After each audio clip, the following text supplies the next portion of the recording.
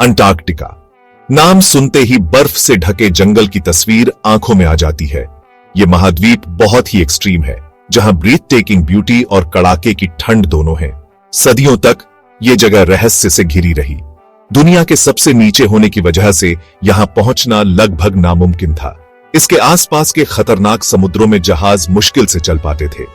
इस बर्फीली जमीन तक पहुंचने की कोशिश में शुरुआती एक्सप्लोरर्स ने बड़ी मुश्किलों का सामना किया। इंसानी इतिहास के ज्यादातर समय तक अंटार्कटिका अनछुआ रहा।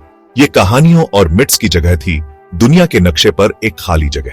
नाविक जमे हुए बंजर भूमि की कहानियां सुनाते थे, जहां जहाज बर्फ में फंस जाते थे और लहरों के नीचे राक्षस रहते थे। लेकिन अननोन की चाहत बहुत ज्यादा थी। एक्सप्लोरर्स अपनी क्यूरियोसिटी और एडवेंचर की प्यास से आखिरकार अंटार्कटिका के किनारों तक पहुंच ही गए। उनकी कहानियों ने धीरे धीरे इस रहस्यमयी महाद्वीप का असली रूप दिखाया। उन्होंने बड़े बड़े ग्लेशियर्स, विशाल आइस शेल्व्स और बर्फ और हवा से बने पहाड़ों के बारे में बताया। उन्होंने एक ऐसी दुनिया देखी जो किसी और जैसी नहीं थी, जहां जीवन लगातार ठंड और अंधेरे में जीने की कोशिश कर रहा था। इन शुरुआती एक्सप्लोरर्स की कहानियों ने अंटार्कटिका में लोगों की दिलचस्पी जगाई और इसके रहस्यों को उजागर करने की खोज शुरू हुई। अंटार्कटिका कुदरती अजूबों से भरी जगह है। कुछ तो बहुत ही अनयूजुअल है। ऐसा ही एक अजूबा है ब्लड फॉल्स, एक खून जैसा लाल झरना जो सफेद बर्फ पर दाग लगाता है। इस अजीब नजारे ने साइंटिस्ट को सालों तक परेशान किया। आखिरकार उन्हें पता चला कि लाल रंग आयरन ऑक्साइड की वजह से है। लेकिन आयरन कहां से आता है और झरना कैसे बनता है, इस पर अभी भी रिसर्च चल रही है। एक और रहस्य बर्फ के नीचे छुपा है, सब ग्लेशियल लेक्स का एक नेटवर्क जो नजर नहीं आता। इनमें सबसे बड़ी लेक वोस्टॉक मीलों मोटी बर्फ के नीचे दबी एक मीठे पानी की झील है। यह दुनिया के बाकी हिस्सों से लाखों सालों से अलग थलग है और साइंटिस्ट्स का मानना है कि इसमें यूनिक लाइफ फॉर्म्स हो सकती है। अंटार्कटिका के बर्फीले पानी में अजीब क्रीचर्स के होने की कहानियां सदियों से चली आ रही हैं। हो सकता है कुछ कहानियां बढ़ा चढ़ाकर बताई गई हो, लेकिन इस महाद्वीप के पानी में कई फैसिनेटिंग मरीन लाइफ है। जायंट स्क्विड, कोलोसल स्क्विड और डीप सी क्रीचर्स अंटार्कटिका के ठंडे, न्यूट्रिएंट रिच पानी में रहते हैं। कुछ रिसर्चर्स का मानना है कि अंटार्कटिका में एंशिएंट सिविलाइजेशंस के सबूत हो सकते हैं।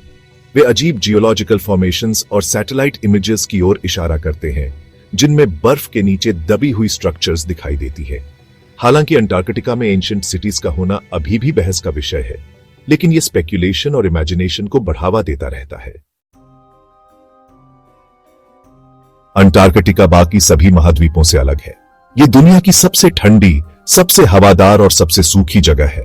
तापमान बहुत ही कम हो सकता है और तेज हवाएं बर्फीले मैदानों में चलती हैं।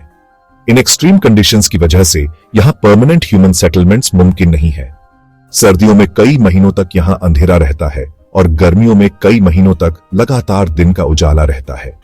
डे लाइट में यह एक्सट्रीम वेरिएशन यहां के वाइल्ड लाइफ को अफेक्ट करती है, उनके ब्रीडिंग और फीडिंग साइकिल्स को प्रभावित करती है। कठोर एनवायरनमेंट और रिसोर्सेज की कमी की वजह से सर्वाइवल एक कांस्टेंट चैलेंज है। सिर्फ सबसे ज्यादा सहने वाले क्रीचर्स ही अंटार्कटिका की अनफॉरगिविंग कंडीशंस को झेल सकते हैं। यहां के नेटिव इनहैबिटेंट्स ने एक्सट्रीम कोल्ड, सनलाइट की कमी और खाने की कमी में सर्वाइव करने के लिए यूनिक एडेप्टेशंस डेवलप किए हैं। अंटार्कटिका में जीवन मुश्किल से चलता है। हर क्रीचर बर्फ के नीचे रहने वाले माइक्रोस्कोपिक ऑर्गेनिज्म से लेकर मजेस्टिक एम्परर पेंगुइन्स तक इस एक्सट्रीम एनवायरनमेंट में रहने के लिए अडेप्ट हो गया है। सेक्शन 4, एक्सप्लोरेशन का इतिहास। अंटार्कटिका को देखे जाने का पहला recorded sighting captain James Cook को दिया जाता है, एक ब्रिटिश एक्सप्लोरर जिसने 18वीं सदी के अंत में महाद्वीप की परिक्रमा की थी। हालांकि खतरनाक पैक आइस की वजह से वो मेनलैंड पर कभी पैर नहीं रख पाया।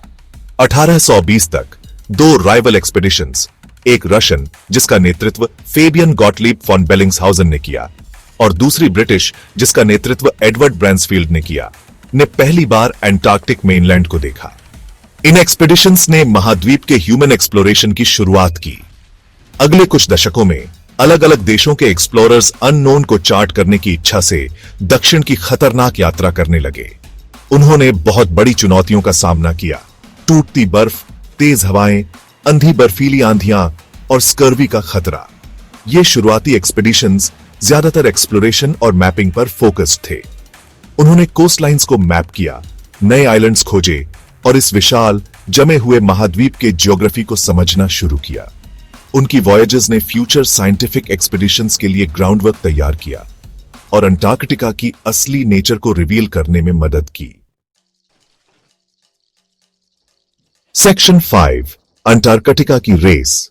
जैसे जैसे अंटार्कटिका के बारे में नॉलेज बढ़ रही, वैसे वैसे इस महाद्वीप में इंटरनेशनल इंटरेस्ट भी बढ़ रही। कई देशों ने इस विशाल अनइनहैबिटेड जमीन के हिस्सों पर अपना दावा करना शुरू कर दिया। इससे इंटेंस राइवलरी का दौर शुरू हुआ, क्योंकि नेशंस टेरिटोरी और रिसोर्सेज के लिए कंपीट करने लगे।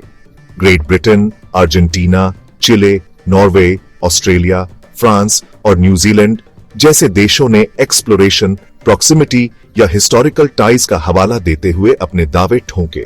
यूनाइटेड स्टेट्स और सोवियत यूनियन ने हालांकि फॉर्मल क्लेम्स नहीं किए, लेकिन रिसर्च स्टेशंस बनाए और ये क्लियर कर दिया कि रीजन में उनकी भी इंटरेस्ट है। ओवरलैपिंग क्लेम्स और ब्रॉटे टेंशंस ने अंटार्कटिका को इंटरनेशनल कॉन्फ्लिक्ट का कारण बना दिया। पीसफुल रेजोल्यूशन की जरूरत को समझते हुए 12 देशों ने 1959 में एंटार्क्टिक ट्रीटी पर हस्ताक्षर किए। इस लैंडमार्क एग्रीमेंट ने टेरिटोरियल क्लेम्स को अलग रखा, महाद्वीप को पीसफुल साइंटिफिक रिसर्च के लिए डेडिकेट किया और मिलिट्री एक्टिविटी पर रोक लगा दी। ये ट्रीटी इंटरनेशनल कोऑपरेशन में एक रिमार्केबल अचीवमेंट थी। इसने अंटार्कटिका को एक पोटेंशियल फ्लैश पॉइंट से बदलकर इंटरनेशनल कोलैबोरेशन का मॉडल बना दिया। आज 50 से ज्यादा देशों ने इस ट्रीटी पर हस्ताक्षर किए हैं, जिससे इसका पीस और साइंस के लिए डेडिकेटेड कॉन्टिनेंट का स्टेटस मजबूत हुआ है।